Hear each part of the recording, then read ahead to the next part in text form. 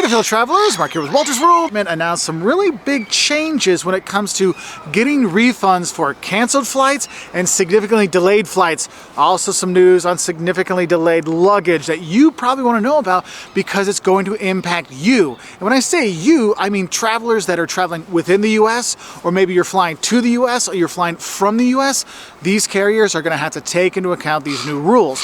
One of the big rule changes is basically, you're going to be automatically offered a full refund on your flight if it's canceled for any reason. Not just if there was a mechanical issue, but if there's a weather-related issue as well, and they cancel the flight, you get a full money back. Not a voucher, not, free stays or whatever. Now, they can offer that to you, but the default now is going to be you need to get your money back within 7 days. Yes, however you bought your ticket, when that flight gets canceled, you should be getting all the money back, the full refund. We're talking the fees, we're talking the charges, the luggage things, and the ticket price.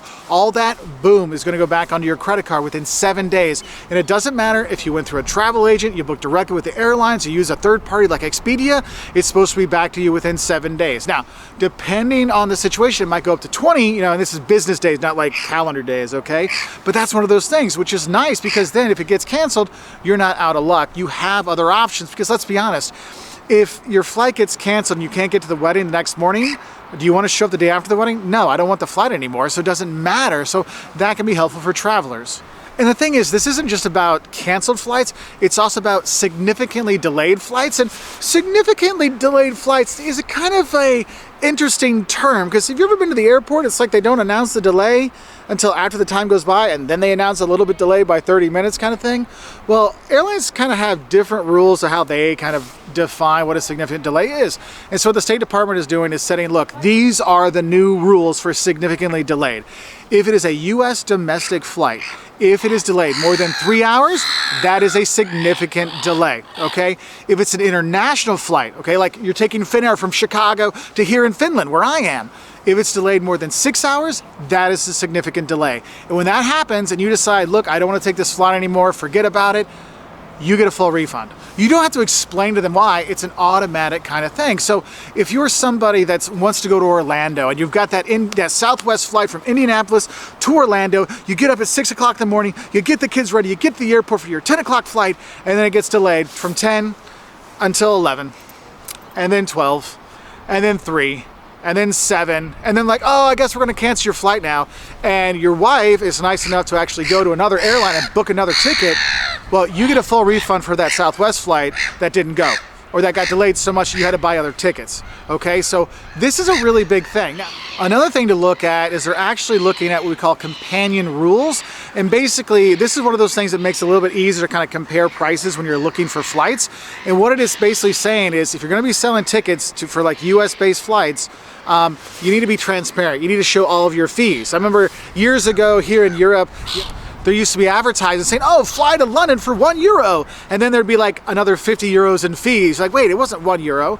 Basically, they're making it so all those fees are out there. So if there's gonna be a charge for using your credit card, I don't know, like any kind of fee, they have to put it in there so you have a better way of comparing when you look at different websites or talking to different people getting flights, just to make it easier. So all those kind of fees are gonna be out there in front, not after you decided to click buy, like, yay, we're going, and then you find out there's more fees added on. No, that's gonna be put in there so you can see it beforehand.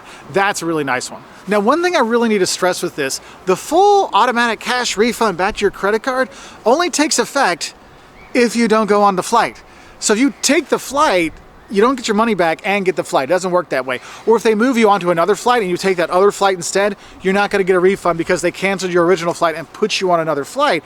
But you have to say it's okay to put you on that other flight, okay? So if you're like, no, I don't wanna go at all because it's been delayed too long or canceled too long, that's something you really need to realize. It's not just, oh, I get to fly and my money back? No, it doesn't work that way. Now, another important part of this is if they significantly change your flight, i.e. if they change your airport. Like, let's say you're flying into, Washington, D.C., and you're like, oh, I want to fly into Dulles, and they switch you to National or Baltimore, because like, oh, it's close enough. If they do that, you actually are entitled to a full refund because that's not the ticket you bought. You wanted to go into Dulles because that's where you wanted to go, not National. Another part of this is for my friends who don't get their luggage right away. Like, this is one that's kind of irked me for a long time. When they lose my bag for a day or so and I don't get my luggage fee back because they're like, oh, we found it eventually. Well, now if your luggage is significantly delayed, again, significantly delayed, new definition of this, if it's over 12 hours delayed on a domestic US flight, you get your baggage fee back, okay? If it's delayed between more than 15 to 30 hours on international flights, it depends on, how far your flight was. If they don't get your bag back to you by that 30-hour mark, you get your luggage fee back as well. Now, I don't know if that means you'll get your luggage back. That's a whole other thing you need to talk to airlines about, but that's something you really should think about. Like, these are some pretty big steps. And you maybe ask yourself, Mark, that's great. Is it going to be ready for this time for this summer? And my answer is no, it's not going to be ready for this summer. Sorry.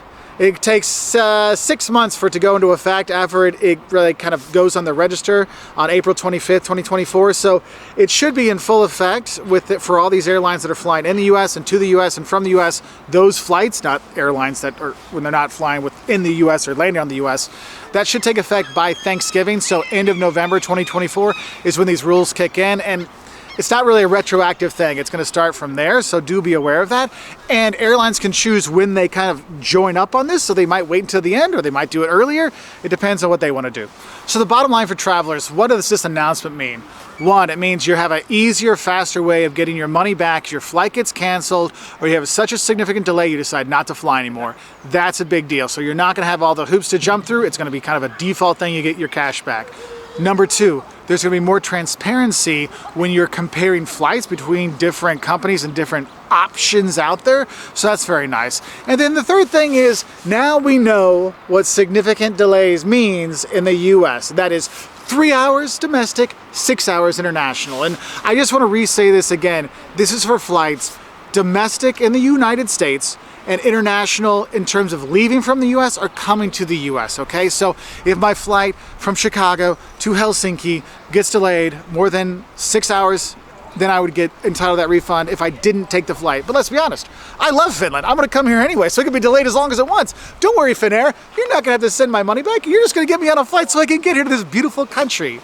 Anyway, I hope this helps you understand a little bit about these announcements out there. I'll put a link below to the announcement that kind of goes through it all. So I wanna thank Brenna and the team at the Department of Transportation and the Secretary for letting us know all about these new changes and how they can impact travelers.